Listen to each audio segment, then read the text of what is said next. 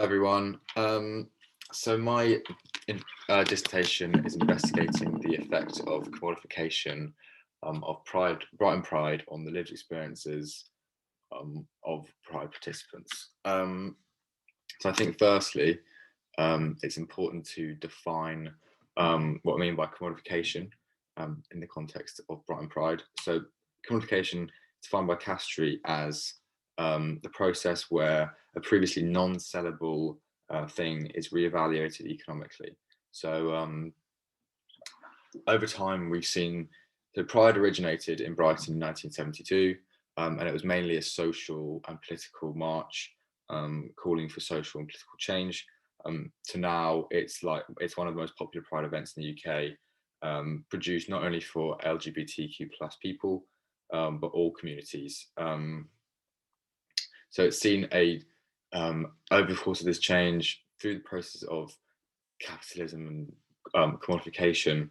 We've seen things like ticketed events for Pride, whole areas of town sectioned off for there's a big street party and things like that, and like costumes, and there's a whole industry that surrounds Pride in Brighton.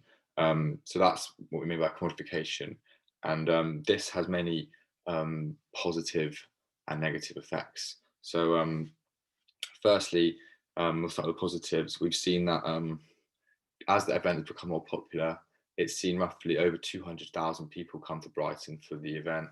It's a whole weekend, and as increased support of LGBTQ plus communities, as more people attend, leading to more awareness to the public and ability to challenge dominant assumptions of heteronormativity. And it allows spaces and times in Brighton to be remade as LGBTQ plus places, and people are able to feel an increased sense of belonging in Brighton, and through the ability to express themselves and their identity, which is really important.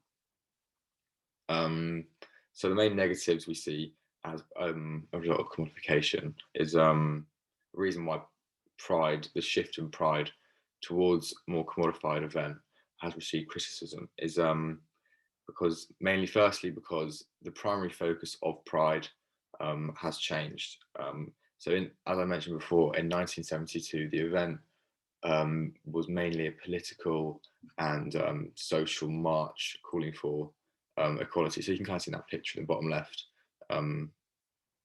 It's very different to what we see now, which just looks like a big party, which is not necessarily a bad thing.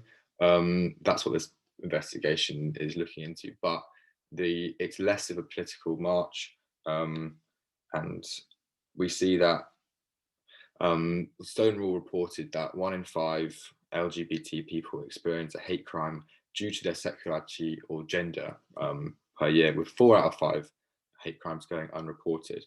So we're seeing that LGBTQ plus discrimination is still a big issue. So being able to understand these issues and the effect of commodification at Brighton Pride, leading to being able to improve action to support social change in the future, is obviously going to be a good thing, and that's what we want. So another criticism of the effect of commodification of Brighton Pride is the event has increasingly become tailored towards a typical heterosexual market, as more people have flocked to the event. It adds a heterosexual bias to it. So again, it's not focusing on the political and social issues. It was first originated. It was purpose at the start was, and with this, event organisers have tried to represent LGBTQ.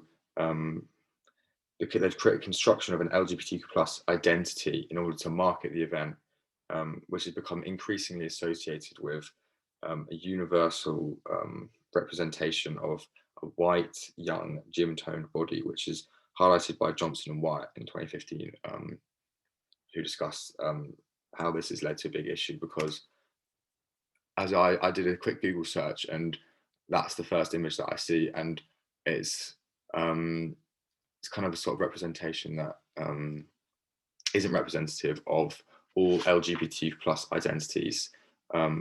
There's almost infinite amount of identities through the intersection of factors such as race, age, gender, place, and this misrepresentation can lead to feelings of out of place and go against what the event is intended for, which is not what we want. So I think this investigation will then, main research aims, so the investigation therefore looks into trying to find out if the effect of cremation leading to change in Brighton Pride has had a positive or negative effect on the lived experiences of those attending. So we're going to do this by looking at trying to answer 3 sub-questions. So firstly, to what extent is commodification encountered at Brighton Pride? How do Pride participants perceive commodification at Brighton Pride? And how do Pride participants respond to commodification at Brighton Pride? So these 3 questions aim to understand the extent to which commodification is firstly perceived to occur at Brighton Pride, and then the subsequent effect this has on the lives of people. So we can understand whether it's had a positive or negative effect. I'm going to do this by using semi-structured interviews. So I'll be conducting roughly 8 to 12 semi-structured interviews, which are chosen because they allow for an in-depth discussion to take place regarding the individual's experiences of Pride events, and how commodification, how they perceive it and the effect it's had on them. So to be able to have a really good discussion and understanding of the effect it's had on them. And furthermore, by interviewing Pride participants, the aim is to destabilize the idea of a binary gender or sexuality, which draws upon ideas of from modern and postmodern feminist approaches to gender and sexuality, which I think is quite important in a way of a method in order to understand the effect that commodification has on the lived experience of people, which is what this investigation is trying to solve. But the main negative of using interviews is that I'm only able to conduct a limited amount,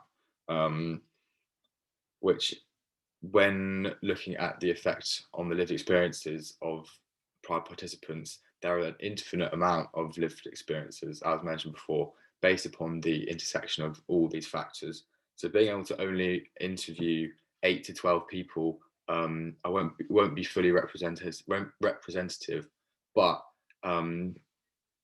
doing in-depth interviews with people will allow me to get a great understanding. So finding a balance between the two, I think, is really important.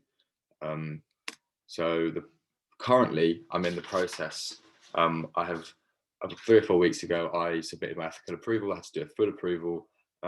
So I'm still awaiting approval from that.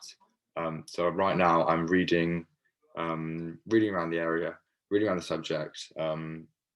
So when I do go down to interviewing people, I'll have greater authority and ability to conduct these interviews and get the information that I want in order to answer these 3 sub questions. And there's also a lot of readings going into methods, especially queer methods right now, which is also important in the context of this study. So yeah, that's where I'm at right now. And yeah, I think that's it. Thank you very much.